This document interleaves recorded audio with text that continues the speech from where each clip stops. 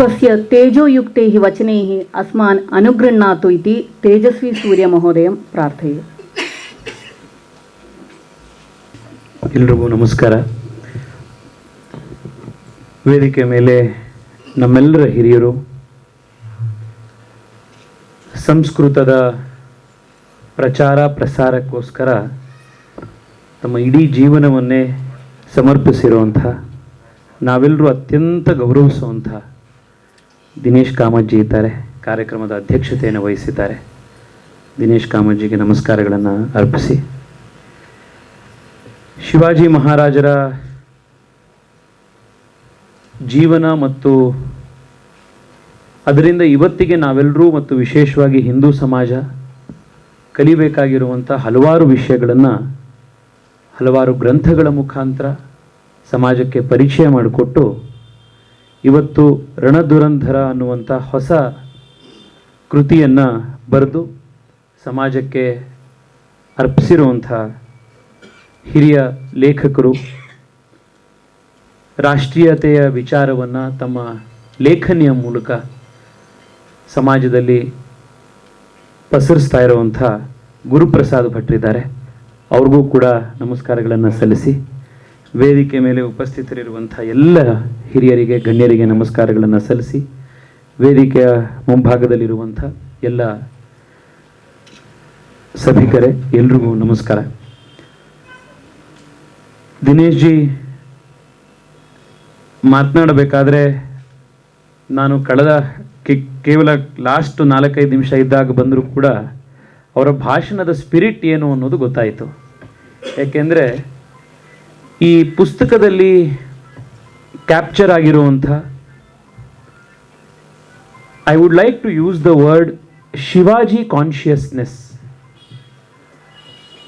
ಅದನ್ನು ಅವರು ಅವರ ಮಾತುಗಳಲ್ಲಿ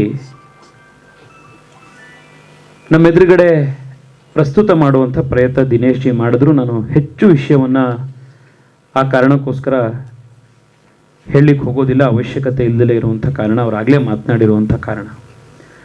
2 ಅಂಶವನ್ನು ಮಾತ್ರ ಇವತ್ತಿನ ಕಾಂಟೆಂಪ್ರರಿ ಪೊಲಿಟಿಕಲ್ ಸೋಷಿಯಲ್ ಡಿಸ್ಕೋರ್ಸ್ನಲ್ಲಿ ಈ ಪುಸ್ತಕದ ರೆಲೆವೆನ್ಸಿ ಏನು ಅನ್ನೋದು ನಮ್ಮೆಲ್ಲರಿಗೂ ಗೊತ್ತಾಗಲಿ ಅನ್ನೋ ಕಾರಣಕ್ಕೆ, ಮತ್ತು ನನಗೆ ಗುರುಪ್ರಸಾದ್ ಭಟ್ರು ಈ ಕಾರ್ಯಕ್ರಮದ ಬಗ್ಗೆ, ಪುಸ್ತಕದ ಬಗ್ಗೆ ಬಂದು ತಿಳಿಸಿ, ಕಾರ್ಯಕ್ರಮದ ಬಗ್ಗೆ ತಿಳಿಸಿದ ತಕ್ಷಣವೇ ಭಾಳ ಖುಷಿಯಿಂದ ಈ ಕಾರ್ಯಕ್ರಮ ಆಗಬೇಕು, ಇದರೊಳಗಡೆ ನಮಗೊಂದು ಅವಕಾಶ ಆಯ್ತಲ್ಲ ಅಂತ ಅನಿಸಿದ್ದು. ಯಾಕೆ ಅಂತಂದರೆ, the relevance of the spirit are the consciousness of Shivaji Maharaj in today's time. Shivaji ಮಹಾರಾಜರ ಜೀವನ ಕಥೆಯನ್ನು ಫ್ಯಾಕ್ಟ್ಸು ಮತ್ತು ಹಿಸ್ಟಾರಿಕಲ್ ಫಿಗರ್ಸ್ನ ಮೂಲಕ ಅರ್ಥ ಮಾಡ್ಕೊಳ್ಳೋದು ಒಂದು ಕಡೆ ಆದರೆ, ದ ಸ್ಪಿರಿಟ್ ಆಫ್ ಶಿವಾಜಿ ಏನು ಅನ್ನೋದನ್ನು ಅರ್ಥ ಮಾಡಿಕೊಂಡು ದಿನೇಶ್ ಜಿ ಹೇಳಿದಂತೆ ಅದನ್ನು ಮೈಗೂಡಿಸ್ಕೊಳ್ಬೇಕಾಗಿರುವಂಥ, ನಾನು ಅವಶ್ಯಕತೆ ಅಂತ ಹೇಳೋದಿಲ್ಲ, ಅನಿವಾರ್ಯತೆ ಅಂತ ಹೇಳ್ತೀನಿ, ಇವತ್ತಿನ ನಮ್ಮ ಹಿಂದೂ ಸಮಾಜದ ಎದುರುಗಡೆ ಇದೆ. ನಾವು ಎಷ್ಟೋ ಸತಿ ಹಿಂದೂ ಸಮಾಜದ ವೆಲ್ ವಿಷರ್ಸ್ಗಳೇ ಹಿಂದುತ್ವದ ಬಗ್ಗೆ ಆಗಲಿ, ಹಿಂದೂ ಸಮಾಜದ ಬಗ್ಗೆ ಆಗಲಿ, ನಮ್ಮ ಧರ್ಮ ಸಂಸ್ಕೃತಿ ಬಗ್ಗೆ ಆಗಲಿ ಅವರು ವ್ಯಾಖ್ಯಾನಿಸ್ತಾ ಒಂದು ಮಾತು ಹೇಳ್ತಾರೆ. ಇಷ್ಟು ವರ್ಷಗಳ ಕಾಲ ಈ ಧರ್ಮ ಉಳ್ಕೊಂಡು ಬಂದಿದೆ, ನಮ್ಮ ಸಂಸ್ಕೃತಿ ಇಷ್ಟೆಲ್ಲ ದಾಳಿಗಳ ಮಧ್ಯದಲ್ಲಿ ಉಳ್ಕೊಂಡು ಬಂದಿದೆ, ಜೀವಂತವಾಗಿದೆ ಅಂತಂದರೆ ಇದರೊಳಗಡೆ ಇರುವಂಥ ಒಂದು ಅಂತಃಸತ್ವ ಏನಿದೆ, ಇನ್ಹೆರೆಂಟ್ ಸ್ಟ್ರೆಂತ್ ಏನಿದೆ, ಅದೇ ಅದಕ್ಕೆ ಮೂಲ ಕಾರಣ ಅಂತ ಬಹಳಷ್ಟು ವ್ಯಾಖ್ಯಾನಗಳು ನಾವು ಕೇಳಿದ್ದೀವಿ. ಆದರೆ ಆ ಇನ್ಹೆರೆಂಟ್ ಶಕ್ತಿನೇ ಕಾರಣನ ಅನ್ನುವಂಥ ಪ್ರಶ್ನೆನ ನಮಗೆ ನಾವೇ ಹಾಕ್ಕೊಂಡ್ರೆ, ಇನ್ಹೆರೆಂಟ್ ಶಕ್ತಿ ಅದರೊಳಗಡೆ ಇರುವಂಥ ಅಂತಃಸತ್ವದ ಶಕ್ತಿ ಅಂತೂ ಇದ್ದೇ ಇದೆ, ಅದನ್ನು ಯಾರೂ ಅಲುಗಳಿಲಿಕ್ಕೆ ಸಾಧ್ಯ ಇಲ್ಲ. But that is not the only reason ಅನ್ನೋದು ಕೂಡ ಗೊತ್ತಾಗುತ್ತೆ. ಏಕೆಂದರೆ ಕೇವಲ ಯಾವುದೋ ಒಂದು ವಿಷಯಕ್ಕೆ ಅಥವಾ ವಸ್ತುಗೆ ಮೌಲ್ಯ ಇದೆ ಅಂತಂದರೆ ಅದನ್ನು ಎಲ್ಲರೂ ಗೌರವಿಸ್ತಾರೆ, ಆ ಮೌಲ್ಯ ಇರೋವಂಥ ಕಾರಣಕ್ಕೋಸ್ಕರ ಅದು ಅಜರಾಮರವಾಗಿರುತ್ತೆ ಅಂತೇನಿಲ್ಲ. ಆ ಮೌಲ್ಯವನ್ನು ಕಾಪಾಡೋದಕ್ಕೂ ಕೂಡ ಒಂದಿಷ್ಟು ರೆಸಿಸ್ಟೆನ್ಸ್ನ ಫೈಟ್ ಮಾಡಬೇಕಾಗತ್ತೆ, ಒಂದಿಷ್ಟು ಡಿಫೆನ್ಸ್ ಕೊಡಬೇಕಾಗತ್ತೆ, ಅದಕ್ಕೆ ಬರುವಂಥ ಸವಾಲುಗಳನ್ನು ಎದುರಿಸಬೇಕಾಗತ್ತೆ. ಹಿಂದೂ ಸಮಾಜದಲ್ಲಿರುವಂಥ ಅಂತಃಶಕ್ತಿಯನ್ನು, ಆ ಒಂದು ಇನ್ಹೆರೆಂಟ್ ವ್ಯಾಲ್ಯೂನ ಕಾಪಾಡಿರುವಂಥದ್ದು ಯಾವುದು ಅಂತಂದರೆ ಭಾರತದ ನಿರಂತರವಾಗಿ ಬಂದಿರುವಂಥ ಕ್ಷಾತ್ರ ಪರಂಪರೆ. ಆದರೆ ನಾವೆಲ್ಲೋ ಒಂದು ಕಡೆ, and I would say this with a lot of responsibility, Hindu ಸಮಾಜದ ಏಳಿಗೆಯನ್ನು, ಅಸ್ತಿತ್ವವನ್ನು ಬಹುಶಃ ಇಷ್ಟಪಡದಲೇ ಇರುವಂಥ ಶಕ್ತಿಗಳು ಈ ಕ್ಷಾತ್ರ ಪರಂಪರೆಯ ಬಗ್ಗೆ ಏನು ಒಂದು ಲಿಟ್ರೇಚರ್ ನಮ್ಮಲ್ಲಿದೆ, ನಮ್ಮ ಕ್ಷಾತ್ರ ಪರಂಪರೆ ಇದೆ, ಅದನ್ನು ಗ್ಲೋರಿಫೈ ಮಾಡಿ ತಿಳಿಸ್ದಲೇ ಇರುವಂಥ ಒಂದು ವಿಶೇಷವಾದಂಥ ಷಡ್ಯಂತ್ರ ಕೂಡ ಈ ದೇಶದಲ್ಲಿ ನಡ್ಕೊಂಡು ಬಂದಿದೆ. It is a concerted ploy. ನೀವು ಮೊನ್ನೆ ಪಾರ್ಲಿಮೆಂಟ್ನಲ್ಲಿ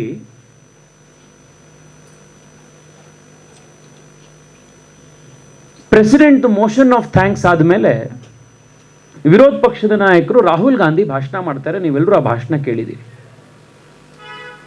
ಹೆಂಗೆ, how all of these dots are connected ಅಂತ ನಿಮಗೆ ಹೇಳಲಿಕ್ಕೆ. ಆ ಭಾಷಣದಲ್ಲಿ ರಾಹುಲ್ ಗಾಂಧಿ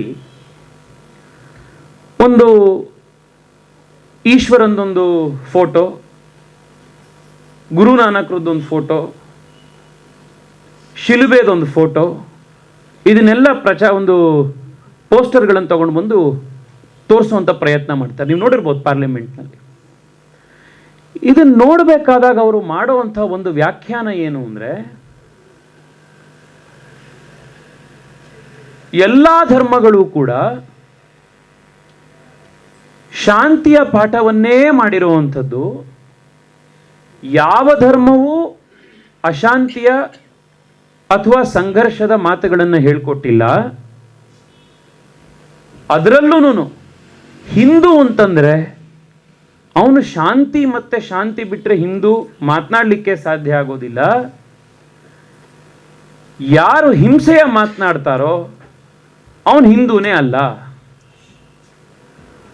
ಅದನ್ನು ಮುಂದುವರಿಸಿ ನೀವೆಲ್ಲರೂ BJPಯವರು, RSSನವರು, ನಿಮ್ಮನ್ನು ನೀವು ಯಾರು ಹಿಂದೂಗಳು ಅಂತ ಕರ್ಕೊಳ್ತೀರಿ, ನೀವೆಲ್ಲರೂ ಕೂಡ ಹಿಂಸೆ ಮಾಡೋದರಿಂದ, ನೀವು ಹಿಂಸೆಯ ಪ್ರತಿಪಾದಕರಾಗಿರೋದ್ರಿಂದ ನೀವ್ಯಾರು ಹಿಂದೂಗಳೇ ಅಲ್ಲ.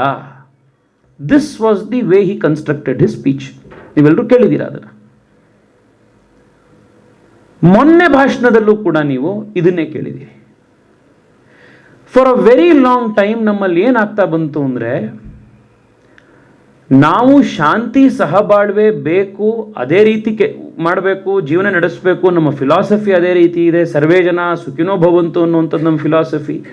ಇದೆಲ್ಲವೂ ನಾವು ಹೇಳ್ತಾ ಬಂದ್ರೂ ಕೂಡ ಡಿಫೆನ್ಸಿಗೆ ಎದ್ದು ನಿಲ್ಲೋದೇನೇ ತಪ್ಪು ಅನ್ನೋದನ್ನ ಹಿಂದೂಗೆ ನಿಮಗೆ ಯಾವಾಗ ತಲೆ ಕಟ್ತಾ ಬಂದ್ರು, ನಿನ್ನ ಮೇಲೆ ದೌರ್ಜನ್ಯ ಆದರೂ ಕೂಡ ನೀನು ಯಾವ ಕಾರಣಕ್ಕೂ ಅದಕ್ಕೆ ಉತ್ತರ ಕೊಡಬಾರದು, ಯಾಕೆಂದ್ರೆ ನೀನು ಉತ್ತರ ಕೊಟ್ಟರೆ you are a perpetrator of violence ಅನ್ನೋದನ್ನ ಶುರು ಮಾಡಿದ್ರು. ನಿನಗೆ ಒಂದು ಕಪಾಳಕ್ಕೆ ಹೊಡೆದ್ರೆ ನೀನು ಎರಡನೇ ಕಪಾಳ ತೋರಿಸಿ ಹೊಡೆಸ್ಕೊಳ್ಬೇಕೇ ಹೊರತು ಯಾಕೆ ಹೊಡೆದ್ರಿ ನೀವು ಅಂತ ನೀನು ಪ್ರಶ್ನೆನೇ ಕೇಳಕ್ಕೆ ಹೋಗಬಾರ್ದು. ಅವಾಗ ಮಾತ್ರ ನೀನು ಒಬ್ಬ ಆದರ್ಶ ಹಿಂದೂ. ಈ ರೀತಿಯ ಒಂದು ನೆರೆಟಿವ್ ಅನ್ನ ಪದೇ ಪದೇ ಸಮಾಜದಲ್ಲಿ ಇಷ್ಟು ವರ್ಷಗಳ ಕಾಲ ತಂದು ಹಿಂದೂ ಸಮಾಜದಲ್ಲಿದ್ದಂತಹ ಕ್ಷಾತ್ರ ತೇಜಸ್ಸನ್ನ, the ability to defend, the ability to resist something that is wrong, ಅದನ್ನೇ ತೆಗೆದುಹಾಕುವಂಥ ಒಂದು ಪ್ರಯತ್ನ ಈ ದೇಶದಲ್ಲಿ ಹಿಂದೂ ಸಮಾಜದ ಏಳಿಗೆಯನ್ನ ಬಯಸದಂತಹ ಶಕ್ತಿಗಳು ಮಾಡ್ಕೊಂಡು ಬಂದಿವೆ. ನಮ್ಮ ಟೆಕ್ಸ್ಟ್ ಬುಕ್ಗಳಲ್ಲಿ ಅದು ಸಿಸ್ಟಮೆಟೈಸ್ಡ್ ಆಗಿ ಬಂತು. ಈ ಥರ ಪುಸ್ತಕಗಳ ವ್ಯಾಲ್ಯೂ ಯಾಕೆ ಅಂತಂದರೆ, ಇವತ್ತಿಗೂ ಕೂಡ ನಮ್ಮ ಟೆಕ್ಸ್ಟ್ ಬುಕ್ಗಳಲ್ಲಿ ಈಗ ನ್ಯಾಷನಲ್ ಎಜುಕೇಷನ್ ಪಾಲಿಸಿ 2020 ಬಂದಾದ ಮೇಲೆ ಮತ್ತು ಈಗ ಅದರ ಕರಿಕ್ಯುಲಮ್ ಫ್ರೇಮ್ವರ್ಕ್ ಈಗೇನು ಸೆಟಪ್ ಆಗ್ತಾ ಇದೆ, ಬರುವಂಥ ದಿವಸಗಳಲ್ಲಿ ಜಾರಿಗೆ ಬಂದ ಮೇಲೆ there will be a very big difference. But ಇವತ್ತಿಗೂ ಕೂಡ ನಮ್ಮ ಸೋಷಿಯಲ್ ಸೈನ್ಸಸ್ಗಳಲ್ಲಿ, ನಮ್ಮ ಹಿಸ್ಟ್ರಿ ಟೆಕ್ಸ್ಟ್ ಬುಕ್ಗಳಲ್ಲಿ ಭಾರತದ ಈ ಕ್ಷಾತ್ರ ಪರಂಪರೆಗೆ ಕೊಡಬೇಕಾದಂಥ ಒಂದಿಷ್ಟು ಗೌರವ ಆಗಿರಲಿ ಮತ್ತು ಅದಕ್ಕೆ ಕೊಡಬೇಕಾದಂಥ I would say even the textbook space ಆಗಿರಲಿ, ಅದನ್ನು ಕೊಡಲೇ ಇಲ್ಲ. ಇವತ್ತಿಲ್ಲಿ ದೀಪ್ತಿ ಮಗಳು ಆಡಿಯನ್ಸ್ ಅಲ್ಲಿ ಕೂತಿದ್ದಾಳೆ, 4-5 ಜನ ಮಕ್ಕಳಲ್ಲಿ ಕೂತಿದ್ದಾರೆ. ಇವರಿಗೆ ನಾವು ಶಿವಾಜಿ ಮಹಾರಾಜರ ಕಥೆ ನಾವು ಹೇಳ್ಕೊಡ್ಬೇಕು ಅಂತಿದ್ರೆ, ನಾವು ಅವ್ರಿಗೆ ತಿಳಿಸ್ಬೇಕಿತ್ತು ಅಂತಂದ್ರೆ, ನಮ್ಮ ಫಾರ್ಮಲ್ ಎಜುಕೇಶನ್ ಸಿಸ್ಟಮ್ನ ಆಧಾರದಲ್ಲಿ ಬರ್ತಾ ಇರುವಂಥ ಟೆಕ್ಸ್ಟ್ ಬುಕ್ಗಳಲ್ಲಿ ನಿಮಗೆ ಮೆಟೀರಿಯಲೇ ಸಿಗಲ್ಲ. ಇವತ್ತು ಗುರುಪ್ರಸಾದ್ ಭಟ್ರಂಥ ಲೇಖಕರು ಅವರ ಸ್ವಪ್ರಯತ್ನದಿಂದ ಏನು ಈ ಥರ ಕೃತಿಗಳು ತರ್ತಾ ಇದ್ದಾರೋ, these are today the only means available to us to transmit this spirit to the next generation. It is in this context that this book assumes significance. ಶತಾವಧಾನಿ ಗಣೇಶ್ ಅವರು ಕೂಡ ಒಂದು ಬಹಳ ಚೆನ್ನಾಗಿರುವಂಥ ಪುಸ್ತಕ ಬರೆದಿದ್ದಾರೆ, ಭಾರತದ ಕ್ಷಾತ್ರ ಪರಂಪರೆ ಅಂತ. ನಮ್ಮ ರಾಷ್ಟ್ರೋತ್ಥಾನದಲ್ಲಿ ಆ ಪುಸ್ತಕ ಸಿಗುತ್ತೆ. ನಾನು ಇಲ್ಲಿರುವಂಥ ಸಭಿಕರಲ್ಲಿ ಮನವಿ ಮಾಡ್ತೀನಿ, ಒಂದ್ಸತಿ ಆ ಪುಸ್ತಕ ಒಂದು 150-200 ಪೇಜ್ ಇದೆ ಅಷ್ಟೇ ಆ ಪುಸ್ತಕ. ಅದನ್ನು ಒಂದ್ಸತಿ ನಾವು ಕೊಂಡ್ಕೊಂಡು ಓದಬೇಕು ಆ ಪುಸ್ತಕನ. ನೀವು ಇಮ್ಯಾಜಿನ್ ಮಾಡಿ, 1400s ನಂತರ ಮಿಡಲ್ ಈಸ್ಟ್ನಿಂದ ಇಸ್ಲಾಂ ಎಲ್ಲೆಲ್ಲಿಗೆ ಹೋಯ್ತೋ, in some cases in less than 50 years, in some cases less than 100 years, ಆ ಇಡೀ ದೇಶಗಳು ಸಿವಿಲೈಸೇಷನ್ನು ಅಲ್ಲಿದ್ದ ಕಲ್ಚರ್ನ ಕಂಪ್ಲೀಟ್ ಆಗಿ ಟ್ರಾನ್ಸ್ಫಾರ್ಮ್ ಮಾಡಾಕ್ಬಿಡ್ತು. ಅಲ್ಲಿ ಹೊಸದಾಗಿ ಒಂದು ಇದನ್ನ ಜಾರಿಗೆ ತಗೊಂಡು ಬಂತು. ಅಲ್ಲಿ ಏನ ಮೂಲಭೂತ ಸಂಸ್ಕೃತಿ ಅಂತಿತ್ತು, ಅದು ಕಂಪ್ಲೀಟ್ ಆಗಿ ಅಪ್ಟರ್ನ್ ಆಗೋಯ್ತು. ನಿಮ್ಗೆ ಇವತ್ತಿನ ಇರಾನ್ನ ಕತೆ ಹೇಗಿದೆ ಅಂತ ನಿಮಗೆ ಗೊತ್ತು. ಇಸ್ಲಾಂ ಬರೋದಕ್ಕಿಂತ ಪ್ರೀ ಇಸ್ಲಾಮಿಕ್ ಇರಾನ್, ಪರ್ಷಿಯಾ ಹೇಗಿತ್ತು ಅಂತ ನಿಮಗೆ ಗೊತ್ತು. ಅದೇ ಥರ ಇವತ್ತಿನ ನಮ್ಮ ಈಜಿಪ್ಟು ಇಸ್ಲಾಂ ಬರೋದಕ್ಕಿಂತ ಮುಂಚಿನ ಅದರ ಅವತರಣಿಕೆ ಹೇಗಿತ್ತು ಅಂತ ತಾವು ನೋಡಿದ್ದೀರಿ. ಅದೇ ಥರ ಈ ಆಟೋಮನ್ ಎಂಪೈರ್ ಏನಿತ್ತು, ಕಾನ್ಸ್ಟಾಂಟಿನೋಪಲ್ ಅಂತ ನಾವೇನು ಕರಿತೀವಿ ಆ ಊರನ್ನ, it was in fact the epicenter of a lot of cultural and civilizational clashes between both the Islamic and the Christian civilizations. ಇವತ್ತಿಗೂ ಕೂಡ ಹಾಗಿಯಾ ಸೋಫಿಯಾ ಅಂತೇನು ಇವತ್ತು ಮಾಸ್ಕ್ ಅಂತ ಇದೆ, it was actually a church. ಆ ಚರ್ಚನ್ನೇ ಕನ್ವರ್ಟ್ ಮಾಡಿ ಅದನ್ನು ಮಾಸ್ಕ್ ಆಗಿ ಮಾಡಿದ್ದು. ಸೊ ನೀವು ಇಡೀ ಮಿಡಲ್ ಈಸ್ಟ್ನ ಮತ್ತೆ ಒಂದು ಹಂತಕ್ಕೆ ನೀವು ಯುರೋಪ್ನ, ಈಸ್ಟರ್ನ್ ಯುರೋಪ್ನ ನೀವು ಕಲ್ಚರ್ ನೋಡ್ತಾ ಬಂದರೆ, in less than 100 years of wherever Islam went, ಅಲ್ಲಿನ ಮೂಲಭೂತ ಸಂಸ್ಕೃತಿ ಏನಿತ್ತು ಆ ಸಂಸ್ಕೃತಿ ಕಂಪ್ಲೀಟ್ ಆಗಿ ಚೇಂಜ್ ಆಗೋಯ್ತು. But Bharat is the only exception where despite thousands and thousands of years, we are still the only living and thriving indigenous civilization that has confronted these onslaughts. ಇದಕ್ಕೆ north West ಇಂದ ಏನು onslaught ಬಂತು, ನಮ್ಮ ಆಗಿನ Punjab, that extended even in ಇವತ್ತಿನ ಪಾಕಿಸ್ತಾನದ ಲಾಹೋರ್ ಏನಿದೆ, ಇದೆಲ್ಲ ಏನಿದೆ ಅದೆಲ್ಲವೂ ಅದ್ರಲ್ಲಿ ಬರ್ತಾ ಇತ್ತು. ಅಲ್ಲಿಂದ ಹಿಡಿದು ನಮ್ಮ ವಿಜಯನಗರದ ವಿದ್ಯಾರಣ್ಯರು, ಹಕ್ಕಬುಕ್ಕರು, ಕೃಷ್ಣದೇವರಾಯರವರೆಗೆ ಅವರಿಂದ ಪ್ರೇರಣೆ ಪಡೆದು ಹಿಂದವಿ ಸ್ವರಾಜ್ಯದ ಸ್ಥಾಪನೆ ಮಾಡಬೇಕು ಅಂತ ಹೊರಟಂತ ಶಿವಾಜಿ ಮಹಾರಾಜರವರೆಗೆ, there was an unbroken relentless line of kings, leaders of the society who resisted this onslaught. ನಿರಂತರವಾದಂಥ ರೆಸಿಸ್ಟೆನ್ಸ್ ನಾವು ಒಪ್ಕೊಳ್ತಾರೆ. ನಾವು ಸರೆಂಡರೇ ಆಗಲಿಲ್ಲ. ಎಷ್ಟೇ ಸವಾಲು ಬಂದರೂ ಕೂಡ we were ready to pay the highest of the prices. ನೀವು ಇವತ್ತಿಗೂ ಕೂಡ ಕಾಶಿ ವಿಶ್ವನಾಥ ದೇವಸ್ಥಾನಕ್ಕೆ ಹೋದಾಗ ನಿಮ್ಗೆಲ್ಲ ಅವ್ರು ತೋರಿಸ್ತಾರೆ, ಆ ಎದುರುಗಡೆ ಜಾನ್ವಾಪಿ ಮಸೀದಿ ಇದನ್ನೆಲ್ಲ ನೋಡಿ ಎದುರುಗಡೆ ಬಂದ್ಮೇಲೆ ಅವ್ರು ಹೇಳ್ತಾರೆ, ಇಲ್ಲಿ ದಾಳಿ ಆದಾಗ ಇದ್ರ ಮೇಲೆ ಇಲ್ಲಿನ ಲಿಂಗವನ್ನ ಕಾಪಾಡೋದಕ್ಕೋಸ್ಕರ ದೇವಸ್ಥಾನದಲ್ಲಿದ್ದಂತ ಅರ್ಚಕರು, ಅವ್ರ ಮನೆಯವರು ದೇವಸ್ಥಾನದ ಗರ್ಭಗುಡಿಯಿಂದ ಲಿಂಗ ತೆಗೆದುಕೊಂಡು ಹೋಗಿ ಬಾವಿಯಲ್ಲಿ ಲಿಂಗದ ಜೊತೆಗೆ ಅವರು ಜಿಗಿದು ಅದನ್ನ ಕಾಪಾಡಿದ್ರು. ಜ್ಞಾನವಾಕ್ಯ. ನೀವು ಗೋವಾಗೆ ಹೋದ್ರೆ you will notice another pattern. ಗೋವಾದ ನಾವು ಜನರಲ್ ಗೋವಾಗೆ ಹೋದಾಗ ಬರೀ ಕೋಸ್ಟಲ್ ಗೋವಾಗೆ ಹೋಗ್ಬಿಡ್ತೀವಿ, ಬೀಚಸ್ ಎಲ್ಲಿದೆ ಅಲ್ಲಿಗೆ ಹೋಗ್ತೀವಿ. ಬಟ್ ನೀವು ಗೋವಾದ ಇಂಟರ್ನಲ್ ಪಾರ್ಟ್ಗಳಿಗೆ ಹೋಗಿ, ಎಲ್ಲಿ ಹಳ್ಳಿಗಳಿದೆ ಅಲ್ಲಿ ಕಡೆ, ಇಡೀ ಇಂಟರ್ನಲ್ ಗೋವಾದೊಳಗಡೆ you will find hundreds of ಸಣ್ಣ ಟೆಂಪಲ್ಸ್ ನಿಮಗೆ ಕಾಣುತ್ತೆ. ಆ ಎಲ್ಲ ಯಾವ ದೇವಸ್ಥಾನಗಳು ಅಂತಂದ್ರೆ, ಯಾವಾಗ ಈ ಕೋಸ್ಟ್ ಕಡೆಯಿಂದ ಇನ್ಕ್ವಿಸಿಷನ್ ಆಯ್ತು, ಆ ಇನ್ಕ್ವಿಸಿಷನ್ ನ ಟೈಮ್ ನಲ್ಲಿ ಅಲ್ಲಿದ್ದಂತ ದೇವಸ್ಥಾನಗಳನ್ನ ಪ್ರೊಟೆಕ್ಟ್ ಮಾಡಲಿಕ್ಕೆ ಹಗಲು ರಾತ್ರಿಯಲ್ಲಿ ಇದ್ದಂತಹ ಪೂರ್ವಜರು, ವಿಶೇಷವಾಗಿ GSB ಸಮುದಾಯದವರು, ಅವರು ಆ ದೇವಸ್ಥಾನಗಳನ್ನೆಲ್ಲದನ್ನಲ್ಲಿದ್ದಂಥ ಗರ್ಭಗುಡಿಯನ್ನು ಇದನ್ನ ಮಾಡಿ ದೇವಸ್ಥಾನಗಳನ್ನು ತೆಗೆದುಕೊಂಡು ಹೋಗಿ ಅವರು ಈ ಭಾಗದಲ್ಲಿ ಸ್ವಲ್ಪ ದೂರದಲ್ಲಿ ಅವರು ದೇವಸ್ಥಾನಗಳನ್ನು ಪ್ರೊಟೆಕ್ಟ್ ಮಾಡೋದು. ಇವತ್ತಿಗೂ ಕೂಡ ಮಂಗಳೂರು ಭಾಗದವರಿಗೆ ಗೊತ್ತಿದೆ, ಮಂಗಳೂರಿನಲ್ಲಿ ಕಾರ್ ಸ್ಟ್ರೀಟ್ ನಲ್ಲಿ GSBಗಳದ್ದು ವೆಂಕಟರಮಣ ಸ್ವಾಮಿ ದೇವಸ್ಥಾನ.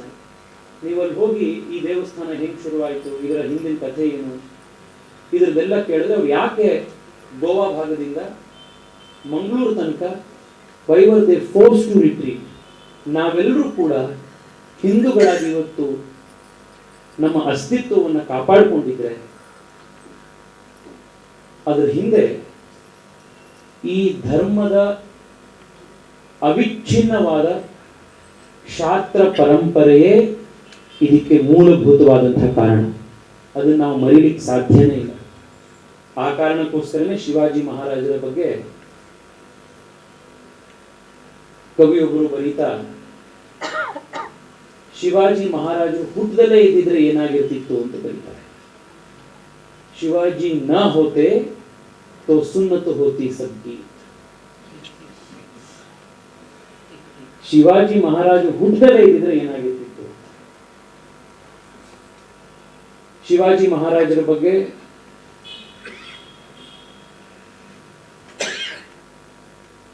ಅದ್ಭುತವಾಗಿರುವಂತಹ ಒಂದು, ಕನ್ನಡದಲ್ಲಿ ನಾನು ಓದಿರುವಂತಹ ಒಂದು ಚಿಕ್ಕ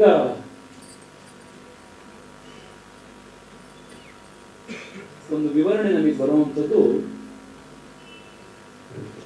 ಸ್ವಾಮಿ ವಿವೇಕಾನಂದರ ಕುರಿತಾಗಿ ಕುವೆಂಪು ಅವರು ಒಂದು ಪುಸ್ತಕ ಬರೆದಿದ್ದಾರೆ. ಆ ಪುಸ್ತಕದಲ್ಲಿ ಅದರ ಇಂಟ್ರೊಡಕ್ಷನ್ ಪ್ರಾರಂಭ ಆಗೋದೇನೆ ಸ್ವಾಮಿ ವಿವೇಕಾನಂದರು ಶಿವಾಜಿಯನ್ನ ಯಾವ ರೀತಿ ನೋಡಿದ್ರು ಅಂತ. ನನಗೆ ಬಹಳ ಖುಷಿಯಾಗಿದ್ದೇನು ಅಂತಂದ್ರೆ, ಈ ಪುಸ್ತಕ ತೆಗೆದ ತಕ್ಷಣನೇ ಮೊದಲನೇ ಪುಟದಲ್ಲೇನೆ ಸ್ವಾಮಿ ವಿವೇಕಾನಂದರು ಶಿವಾಜಿ ಮಹಾರಾಜರ ಬಗ್ಗೆ ಬರೆದಿರುವಂತಹ 4 ಸಾಲುಗಳಿಂದನೇ ಈ ಪುಸ್ತಕ ಪ್ರಾರಂಭ ಆಗಿದೆ. ಕುವೆಂಪು ಅವರು ಕೂಡ ವಿವೇಕಾನಂದರ ಬಗ್ಗೆ ಅವರು ಬರೆದಿರುವಂತಹ ಪುಸ್ತಕದ ಪ್ರಾರಂಭ ಮಾಡುವಂಥದ್ದು ಹೌ ವಿವೇಕಾನಂದ ವ್ಯೂಡ್ ಶಿವಾಜಿ ಮಹಾರಾಜನ. ಆ 4 ಸಾಲುಗಳನ್ನು ಓದ್ತೀನಿ, ಅದು ನಮ್ಮೆಲ್ರಿಗೂ ನಿರಂತರವಾಗಿ ಪ್ರೇರಣೆ ಕೊಡುತ್ತೆ. ಶಿವಾಜಿಗಿಂತಲೂ ದೊಡ್ಡ ನಾಯಕ, ಹಿರಿಯ ಸಂತ, ಗರಿಮೆಯ ಯೋಗಿ, ದೊಡ್ಡ ದೇಶಭಕ್ತ ಮತ್ತು ಮಹಾನ್ ರಾಜ ಇದ್ದಾರೆಯೇ? ಶಿವಾಜಿಯದು ಈ ಎಲ್ಲ ಮೌಲ್ಯಗಳನ್ನು ಸಾಕಾರಗೊಂಡ ಒಬ್ಬ ಪರಿಪೂರ್ಣ ವ್ಯಕ್ತಿತ್ವ. ನಮ್ಮ ಶಾಸ್ತ್ರಗಳು, ವೇದ ಪುರಾಣಗಳು ಒಬ್ಬ ಆದರ್ಶ ರಾಜನಲ್ಲಿರಬೇಕೆಂದು ಆಶಿಸಿದ ಎಲ್ಲ ಸಗುಣಶೀಲ ಆದರ್ಶಗಳನ್ನೆಲ್ಲವನ್ನೂ ಹೊಂದಿದ ಏಕೈಕ ರಾಜನೆಂದರೆ ಅದು ಶಿವಾಜಿ. ಅವರು ಈ ಪವಿತ್ರ ಭೂಮಿಯ ಆತ್ಮಸಾಕ್ಷಿಯ ರಾಯಭಾರಿ. ಎಷ್ಟು ಚೆನ್ನಾಗಿದೆ ಈ ಸಾಲು ಕೇಳಿ. ಅವರು ಈ ಪವಿತ್ರ ಭೂಮಿಯ ಆತ್ಮಸಾಕ್ಷಿಯ ರಾಯಭಾರಿ. ಅವರು ಭಾರತದ ಭವಿಷ್ಯ ಮುಂದೆ ಹೇಗಿರಬೇಕು, ಒಂದೇ ಸಾರ್ವಭೌಮತ್ವದ ಛತ್ರಿಯಡಿ ಅನೇಕ ಸ್ವತಂತ್ರ ರಾಜ್ಯಗಳು ಹೇಗಿರಬೇಕು, ಅಷ್ಟಪ್ರಧಾನ ಹೇಗೆ ವಿಕೇಂದ್ರೀಕರಣಕ್ಕೆ ಒತ್ತು ಕೊಡಬಲ್ಲದು ಎಂದೆಲ್ಲ ತೋರಿಸಿಕೊಟ್ಟ ಧುರಂಧರ. ಇದನ್ನು ಸ್ವಾಮಿ ವಿವೇಕಾನಂದರು ಶಿವಾಜಿ ಮಹಾರಾಜರ ಬಗ್ಗೆ ಹೇಳ್ತಾರೆ. ಇಂಥ ಒಬ್ಬ ಮಹಾನ್ ವ್ಯಕ್ತಿತ್ವದ ಬಗ್ಗೆ ರಾಬರ್ಟ್ ಸಿವಿಲು ಕೂಡ ಶಿವಾಜಿ ಮಹಾರಾಜರ ಬಗ್ಗೆ, ಅವರು ವಿಜಯನಗರ ಸಾಮ್ರಾಜ್ಯದ ಬಗ್ಗೆ ಒಂದು ಪುಸ್ತಕ ಬರೆದಿದ್ದಾರೆ, ನಿಮ್ಮೆಲ್ಲರಿಗೂ ಗೊತ್ತು, ಫರ್ಗಾಟನ್ ಎಂಪೈರ್ ಅಂತ. ಆ ಪುಸ್ತಕದಲ್ಲಿ ಅವರು ವಿಜಯನಗರ ಸಾಮ್ರಾಜ್ಯದ ಮಹತ್ವ ಏನಿತ್ತು ಅನ್ನೋದ್ರ ಬಗ್ಗೆ ಬರೀತಾ ಅವ್ರು ಹೇಳ್ತಾರೆ, ಭಾರತದಲ್ಲಿ ಹಿಂದೂ ಧರ್ಮವನ್ನ ಉಳಿಸ್ಲಿಕ್ಕೆ ಕಾರಣವಾದಂತಹ ಶಿವಾಜಿ ಮಹಾರಾಜರು ಪ್ರೇರಣೆ ಪಡ್ಕೊಂಡಿದ್ದು ವಿಜಯನಗರ ಸಾಮ್ರಾಜ್ಯದಿಂದ. ಅಂಡ್ ಶಿವಾಜಿ ಮಹಾರಾಜರ ಬಗ್ಗೆ ಹೇಳ್ತಾರೆ, the greatest Indian in the last 1000 years ಅಂತ. ರಾಬರ್ಟ್ ಸಿವಿಲ್ ಶಿವಾಜಿ ಮಹಾರಾಜರ ಬಗ್ಗೆ ಕೊಡುವಂಥ ಡೆಫಿನಿಷನ್.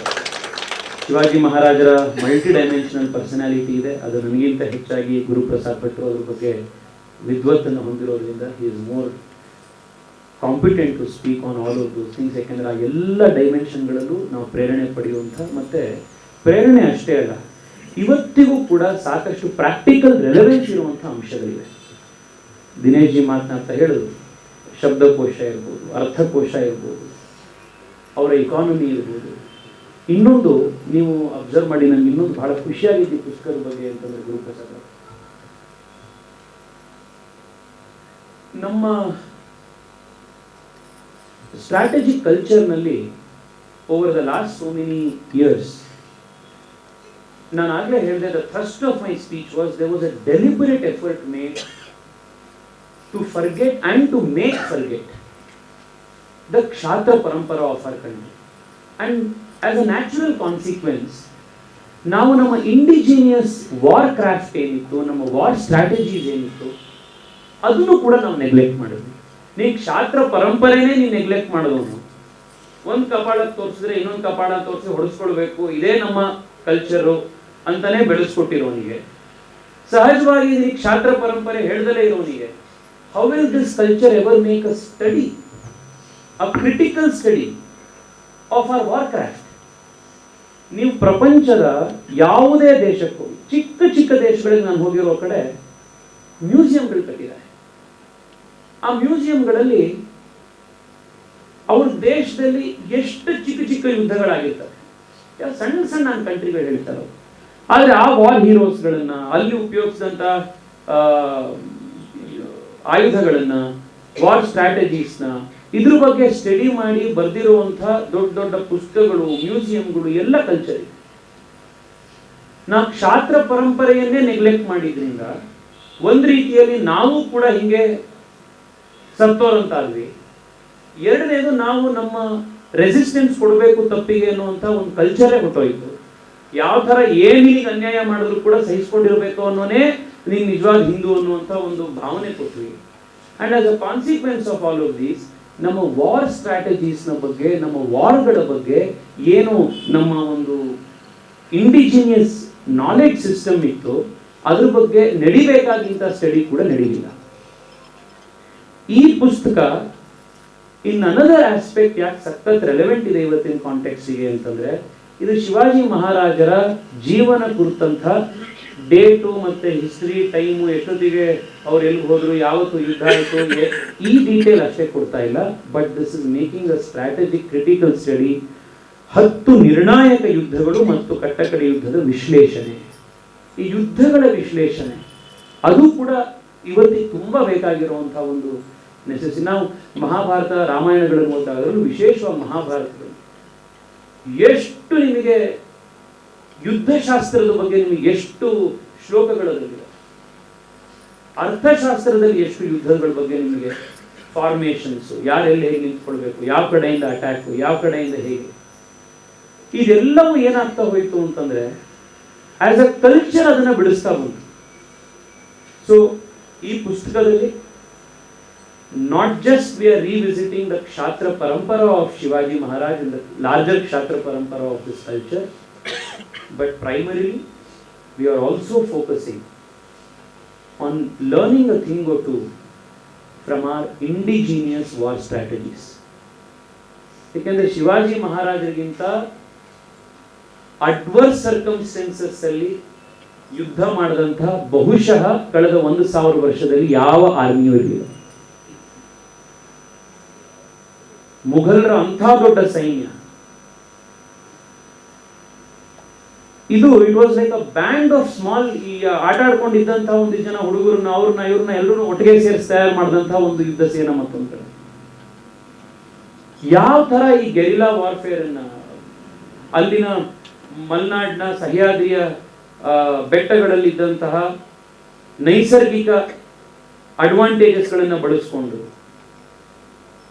ಅಲ್ಲಿನ ಕೋಟೆಗಳನ್ನು ಒಂಥರ ಕಟ್ಕೊಂಡು playing to our strength and to the enemies a disadvantage. ಎಷ್ಟು ಕಲ್ತ್ಕೊಳ್ಳಿಕ್ಕೆ ಶಿವಾಜಿ ಮಹಾರಾಜರ ವಾರ್ ಸ್ಟ್ರಾಟಜೀಸ್ಗಳಲ್ಲಿ ನಮಗೆ. ಇದನ್ನೂ ಕೂಡ ಈ ಕಾಂಟೆಕ್ಸ್ಟ್ ನಲ್ಲಿ ರಿವಿಸಿಟ್ ಮಾಡಿರುವಂತಹ ಗುರುಪ್ರಸಾದ್ ಭಟ್ರು ಒಂದು ಕೃತಜ್ಞ ಹಿಂದೂ ಸಮಾಜದ ನಿಜವಾದ ಅಭಿನಂದನೆಗೆ ಅವರು ಅರ್ಹರು. ನಾನು ಅವರಿಗೆ ಅಭಿನಂದನೆಗಳನ್ನು ಸಂದರ್ಭದಲ್ಲಿ ಸಲ್ಲಿಸಿ, ನಮ್ಮ ಇವತ್ತಿನ ಜನರೇಷನ್ನ ಮಕ್ಕಳು, ಯುವಕರು, ನಾವೆಲ್ಲರೂ ಕೂಡ ಇದನ್ನು ಓದೋಣಂತೆ. There are multiple lessons to be learn from study of such literature. ಇವತ್ತು ಅನ್ಫಾರ್ಚುನೇಟ್ಲಿ ಏನಾಗಿದೆ ಅಂತಂದರೆ, ಇನ್ಸ್ಟಾಗ್ರಾಮು ಮತ್ತು ನಮ್ಮ ಯೂಟ್ಯೂಬ್ನ ಈ ಸೋಷಿಯಲ್ ಮೀಡಿಯಾ ಎನ್ವೈರನ್ಮೆಂಟಲ್ಲಿ ನಮ್ಮೆಲ್ಲರ ಅಟೆನ್ಷನ್ ಸ್ಪ್ಯಾನ್ಗಳೇ ಬಹಳ ಕಡಿಮೆ ಆಗ್ತಿದೆ. ನಿಮಗೆ ಪುಸ್ತಕ ಓದೋದು ಬಿಡಿ, 25 ನಿಮಿಷದ ಒಂದು ಲೆಕ್ಚರ್ ಇತ್ತು ಅಂದ್ರೂ ಯೂಟ್ಯೂಬ್ನಲ್ಲಿ ಇವತ್ತು ಯಾರು ಕೇಳೋಕ್ಕಾಗಲ್ಲ. ನಾವು ಯೂಟ್ಯೂಬ್ನಲ್ಲೂ ಇವಾಗ ಯೂಟ್ಯೂಬ್ ಶಾರ್ಟ್ಸ್, ಇನ್ಸ್ಟಾಗ್ರಾಮಿಗೆ ಬಂದರೆ ರೀಲ್ಸ್, 1.5 ನಿಮಿಷ ಇತ್ತು ಅಂದ್ರೂ ನಮ್ಗೆ ಆ 1.5 ನಿಮಿಷಕ್ಕೂ ನಮ್ಮ ಅಟೆನ್ಷನ್ ಸ್ಪ್ಯಾನ್ ಇಲ್ಲ ಇದೆ. ನಾವು ಅದಕ್ಕೆ ಮುಂದಕ್ಕೆ ಹೋಗ್ಬೇಕು ಅಂತ ಅನ್ಸುತ್ತೆ. ಇಂಥ ಟೈಮ್ನಲ್ಲಿ ಪುಸ್ತಕಗಳನ್ನ ಬರೆಯುವಂಥದ್ದೇ ಸಾಹಸ. ಯಾರು ಓದ್ತಾರೆ ಏನು ಅನ್ನೋದ್ರ ಬಗ್ಗೆ ಕ್ಲಾರಿಟಿನೇ ಇಲ್ದಲೇ ಇರುವಂಥ ಟೈಮ್ನಲ್ಲಿ ಇಲ್ಲ ನಾವೇನೋ ಒಂದು ಬರೀಬೇಕು ಅನ್ನುವಂಥ ಸಾಹಸ ಕೈಗೊಂಡಿರುವಂಥ ಗುರುಪ್ರಸಾದ್ ಭಟ್ರಿಗೆ ಅಭಿನಂದನೆಗಳನ್ನು ಸಲ್ಲಿಸಿ, ನಿಮ್ಮೆಲ್ಲರೂ ನನ್ನೊಂದು ಮನವಿ, ನಾನು ಇದನ್ನು ಯಾವುದೇ ಪುಸ್ತಕ ಬಿಡುಗಡೆ ಕಾರ್ಯಕ್ರಮ ಖುದ್ದಾಗಿ ಮನವಿ ಮಾಡ್ತೀನಿ, ದಯವಿಟ್ಟು ಪುಸ್ತಕವನ್ನು ಕೊಂಡು ಓದೋಣಂತೆ. ಈ ಪುಸ್ತಕ ಒಂದು ಬರೆದಾದ ಮೇಲೆ ಅದರ ಪಬ್ಲಿಷಿಂಗ್ ಎಷ್ಟು ಕಷ್ಟ ಅಂತ ನನಗೆ ಗೊತ್ತಿದೆ. ಯಾಕೆಂದರೆ ನಾನು ತುಂಬ ಸತಿ ಪಬ್ಲಿಷರ್ಸ್ ಜೊತೆಗೆ, ಆಥರ್ಸ್ ಜೊತೆಗೆ ಯಾವಾಗಲೂ ಭೇಟಿ ಮಾಡೋದು. ಅದರಲ್ಲೂ ಎಷ್ಟೋ ಸತಿ ನಮ್ಮ ಆಫೀಸಿಗೆ ಈ ರೀತಿಯ ರಾಷ್ಟ್ರೀಯ ಚಿಂತನೆ ಇಟ್ಕೊಂಡು ಪುಸ್ತಕಗಳನ್ನು ಬರೆದಿರುವಂಥ ಪಾಪ ಎಷ್ಟೋ ಸತಿ ಬಂದಿರ್ತಾರೆ. ಬಂದು ಸರ್ ಒಂದು ಪುಸ್ತಕ ಬರೆದಿದ್ದೀವಿ, ಯಾವುದೋ ಆಶ್ವಲಾಯನ ಸೂತ್ರದ ಬಗ್ಗೆ ಪುಸ್ತಕ, ಇನ್ಯಾವುದೋ ಒಂದು ಈ ಥರ ಒಂದು ರಾಷ್ಟ್ರೀಯತೆ ಬಗ್ಗೆ ಪುಸ್ತಕ, ಇದನ್ನು ಪಬ್ಲಿಷ್ ಮಾಡಿದ್ದೀವಿ, ಒಂದು 50 ಕಾಪಿ ಅಲ್ಲಾದರೂ ಒಂದು ನೀವೇ ಕೊಂಡ್ಕೊಳ್ಳಿ ಸರ್ ಅಥವಾ ಇನ್ಯಾರಿಗಾರು ಕೊಂಡ್ಕೊಳ್ಳಿ. ಕೈಲಾಗಿದ್ದೆ ಎಷ್ಟೋ ಸತಿ ನಾನು ಅದನ್ನು ಓದ್ತೀವೋ ಬಿಡ್ತೀವೋ, ಸುಮ್ಮನೆ ಒಂದು ಅವರು ಪ್ರೋತ್ಸಾಹಕ್ಕೋಸ್ಕರ ಅಂತ ನಾವೆಲ್ಲ ಕೊಂಡ್ಕೊಂಡಿರ್ತೀವಿ 5, 10, 20 ಪುಸ್ತಕ. ಆದರೆ ಬೇಜಾರಾಗೋದು ಏನು ಅಂತಂದರೆ, ಈ ಥರ ಪುಸ್ತಕಗಳನ್ನ ಜನ ಕೊಂಡ್ಕೊಂಡು ಓದೋಲ್ವಲ್ಲ ಅಂತ. ಅದರಿಂದ ಏನೋ ಲೇಖಕರಿಗೆ ಅದರಿಂದ ಏನೋ ಬಹಳ ದೊಡ್ಡ ಸಹಾಯ ಆಗತ್ತೆ, ಅವರೇನೋ ಇದರಿಂದ ಅಂಬಾನಿ ಆಗ್ಬಿಡ್ತಾರೆ ಅಂತಲ್ಲ. ಆದರೆ ಒಂದು ಈಕೋ ಸಿಸ್ಟಮ್ ಇರುತ್ತೆ, ಇದನ್ನ ಪಬ್ಲಿಷ್ ಮಾಡುವಂಥವ್ರು, ಪಬ್ಲಿಷ್ ಮಾಡಿ ಮುಂದೆ ಬರುವಂಥವ್ರು. All of this has a certain cost. ಅದೆಲ್ಲವೂ ಕೂಡ ವಯಬಲ್ ಆಗಬೇಕು ಅಂತಂದರೆ, ನಾಳೆ ಇನ್ನೂ 4 ಜನ ಗುರುಪ್ರಸಾದರಂಥವ್ರು ಮುಂದೆ ಬಂದು ಈ ಥರ ಪುಸ್ತಕ ಬರೀಬೇಕು ಅಂತಂದರೆ, ನಾಳೆ 4 ಜನ ಯಾಜಿ ಪ್ರಕಾಶನದವರು ಥರದವ್ರು ಮುಂದೆ ಬಂದು ಇದನ್ನು ಪಬ್ಲಿಷ್ ಮಾಡಬೇಕು ಅಂತಂದರೆ ಇದಕ್ಕೆ ನಾವು ಸಪೋರ್ಟ್ ಮಾಡಬೇಕು. ಇದನ್ನು ಸಪೋರ್ಟ್ ಮಾಡಲಿಕ್ಕೆ ಸಾಧ್ಯ ಆಗುವಂಥದ್ದು ನಾವು ಕೊಂಡು ಓದಿದಾಗ. ದಯವಿಟ್ಟು ಪುಸ್ತಕವನ್ನು ನೀವು ಕೂಡ ಕೊಂಡು ಓದಿ 4 ಜನಕ್ಕೆ ಇದನ್ನು ಕೊಂಡು ಓದಲಿಕ್ಕೆ ಪ್ರೇರಣೆ ಕೊಡಿ. ಮತ್ತೊಮ್ಮೆ ಈ ಕಾರ್ಯಕ್ರಮಕ್ಕೆ ನನಗೆ ಬರಲಿಕ್ಕೆ ಅವಕಾಶ ಮಾಡಿಕೊಟ್ಟು ಶಿವಾಜಿ ಮಹಾರಾಜರನ್ನು ನೆನಪಿಸ್ಕೊಳ್ಳಿಕ್ಕೆ ಅವಕಾಶ ಮಾಡಿಕೊಟ್ಟಿದ್ದಕ್ಕೆ ಗುರುಪ್ರಸಾದ್ ಭಟ್ರಿಗೆ ನಾನು ಮತ್ತೊಮ್ಮೆ ಅಭಿನಂದನೆಗಳನ್ನು ಸಲ್ಲಿಸಿ ದಿನೇಶ್ ಕಾಮತಿಯವರ ಆಶೀರ್ವಾದವನ್ನು ಮತ್ತೆ ಪಡಿತಾ ಇದ್ದೀನಿ.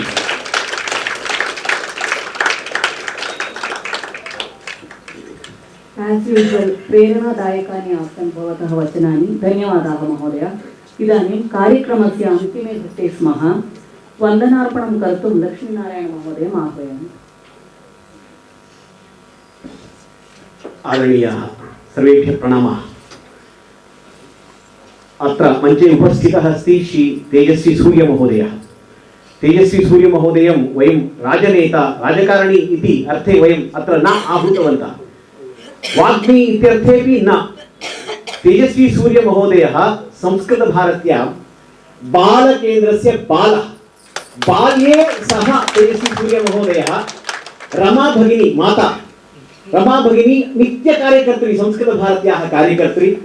तेजस्वी सूर्यमहोदयः अपि संस्कृतेन अपि वदति. अत्र सः धैर्यं न कृतवान्, दिनेश कामत् महोदयः अस्ति इति कारणेन.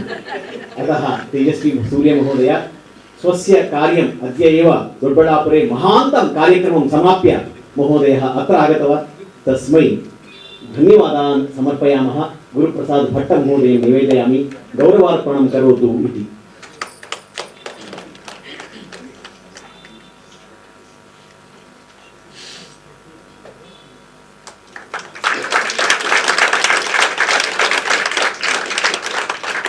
श्रीमान् दिनेश कामत् महोदयः ಸಾವಿರಾರು ಗೃಹೇಶು ಭೋಜನ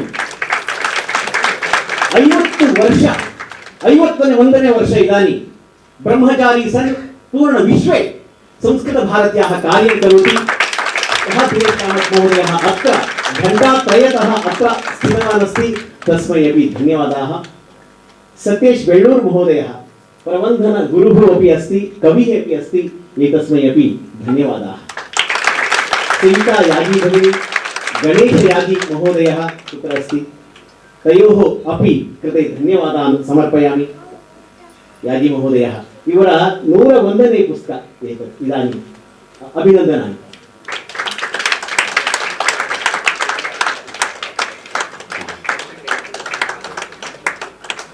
स्वयं लेखकः गुरुप्रसाद भट्ट महोदयः केवलं लेखकः न महोदयः ಈಗ 1 ತಿಂಗಳ ಹಿಂದೆ ಸಂಸ್ಕೃತ ಭಾರತಿಗೆ ಸುಮಾರು ಒಂದು ದೊಡ್ಡ ಭವನವನ್ನು ದಾನವಾಗಿ ನೀಡಿದ್ದಾರೆ ನಾಡಿದ್ದು 15ನೇ ತಾರೀಕು ಲೋಕಾರ್ಪಣೆ ದಿನೇಶ್ ಕಾಮತ್ ಕೈಯಲ್ಲೇ ಆಗೋದಿದೆ ಉಡುಪಿಯಲ್ಲಿ ಅಂತ ದಾನಿ ಕೂಡ ಸಂಸ್ಕೃತ ಭಾರತ್ಯಾः एतस्य दक्षिण कर्नाटक प्रान्तस्य न्यासी अपि अस्ति महोदयः सुपर्णा भगिनी गुरुप्रसाद भट्ट महोदय द्वयोः अपि कृते धन्यवादाः वाणी श्रीश महोदयः भगिनी अत्र आगतवती आसीत् तस्य गणाय अपि धन्यवादाः पुस्तकस्य प्रकाशनं करोति राष्ट्रोत्थान परिषत् तेषां कृतेपि मुद्रणालयजनेभ्यः धन्यवादाः चित्रकारः राघवेन्द्र कुप्लूर् महोदयः तस्मै अपि धन्यवादाः पूर्णप्रमतिजनाः अत्र आगत्य कार्यक्रमान् दत्तवन्तः नाटकमपि शिवाजी विषये कृतवन्तः तेभ्यः अपि धन्यवादाः आगतवद्भ्यः विशेषतः अत्र गणे जगदीश महोदयः अत्र योगक्क वनितक्क योगक्क इत्येव प्रसिद्ध तादृशाः ज्येष्ठाः अत्र आगतवन्तः भवद्भ्यः सर्वेभ्यः अपि धन्यवादाः पुस्तकानि अधः लभ्यन्ते ಎಲ್ಲ ಪುಸ್ತಕಗಳು ಕೆಳಗಡೆ ಸಿಗುತ್ತೆ तेजस्वी ಅವರು ಹೇಳಿದಾಗೆ वयं सर्वे क्रीत्वा तस्य पठनम् अध्ययनं कुर्मः इति निवेदयामि भोजनम् अपि अनन्तरं सर्वेपि भोजनं स्वीकुर्मः भोजनार्थमपि गच्छामः इदानीं वन्दे